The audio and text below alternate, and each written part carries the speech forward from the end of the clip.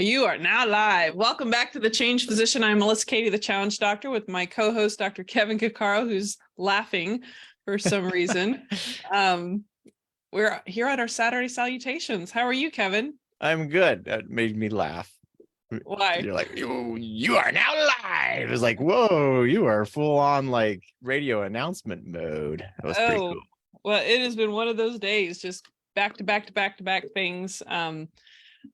Yes, my brother's doing the big fundraiser and got to go see him there, and so that was cool. But yeah, so was that yesterday? Today, in between. Today's the big festival. Okay, so this evening you're going to go be fabulous. No, I went in between. Like I just got back. Seriously? It's a 2 p.m. to 10 p.m. kind of thing. Oh wow, that's cool. I'll give them a little shout out.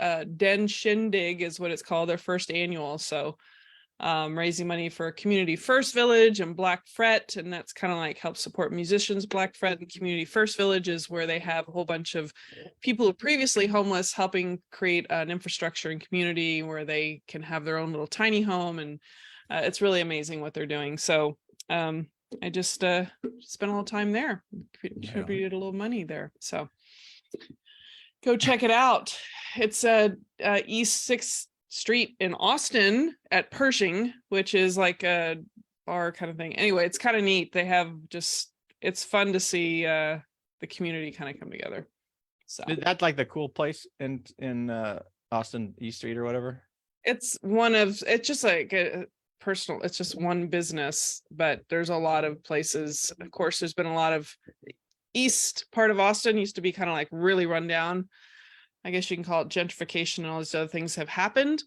And there's been an increased value of a lot of things in East Austin now. And so there's a lot of cool things there as well. But yeah, there's so many, like, it's so, I talked to someone there. It is so populated now in Austin. There's just so many places and so many things. It's no longer the small town it used to be. So many things. So many things. But just to get to Saturday Salutations, we always like to share what's been going on in the past week in our podcast. Obviously, I'm in Austin, Texas. So I'm talking central stuff here in Texas. But Kevin is on the West Coast. Let's see. Today is 11/4/5. So we just had 2 episodes. One was a Thursday throwback with Dr. Mike Wu Ming with Bootstrap MD. And we had, and that was from 2020 originally. That was episode 38. But Dr. Thilo Klinger is from Australia, specifically Tasmania, the island state of Australia. He lives in Tasmania. He's from Germany. Well, yes, I should say from. He's from Germany. He's an expat. And he's now living in Tasmania. And so that's what the whole episode is like, what it's like to be an anesthetist or anesthesiologist in Germany versus Australia. So any comment? I like that episode a lot, because I think if you're like, I'm not doing anesthesia anymore, but if I was doing anesthesia, and there's a lot of pressure in anesthesia here in the United States, a lot of work pressure, and people can make pretty good money here, but their lives are crappy.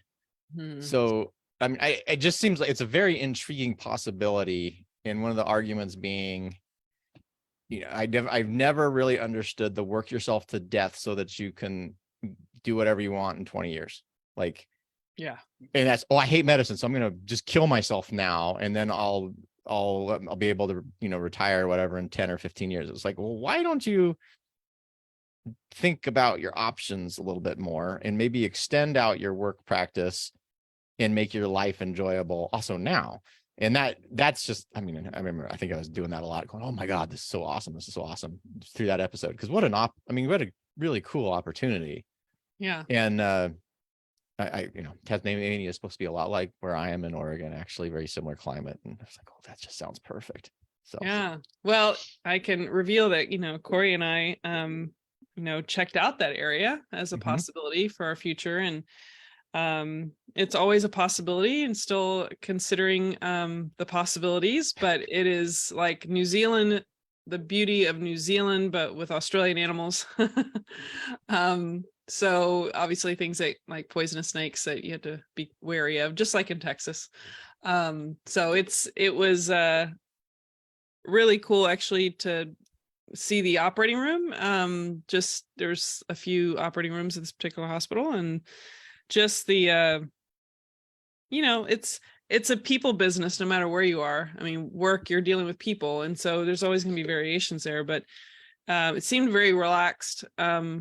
But of course I'm an outsider coming in, but the way that it's just like, I think any hospital, any state, any place has their own culture and how they do things.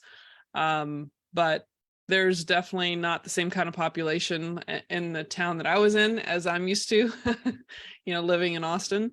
So yeah, it was neat to see that. The unique part about it is that you could see the ocean from like the hospital. Like there's just like, it's kind of a cool backdrop that you can actually see the ocean from the office, the anesthesia office.